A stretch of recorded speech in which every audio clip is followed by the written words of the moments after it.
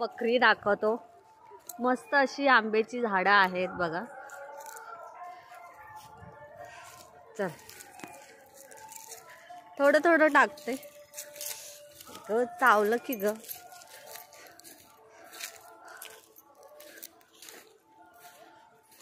Mummy नंतर बोल। मी बघू शकता ही बकरी, अगं बकरी दिसत नाही। हा बकरी।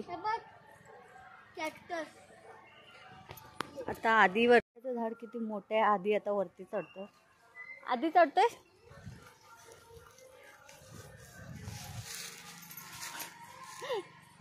ती बघा।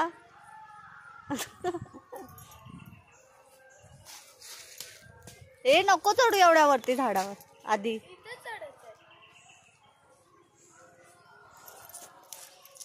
वरती आंबे आहे पण झाड बघू शकता एकदम मोठी मोठी आहेत आंब्याची झाड। अगं उचल दिला।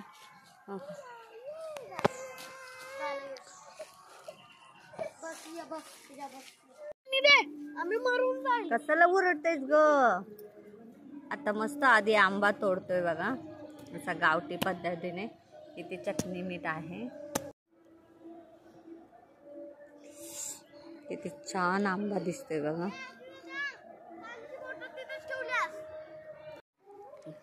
मस्त आंबे बघा कसे खातायत, कच्चे आंबे पण एवढ्या आवडीने दोघं खात आहेत,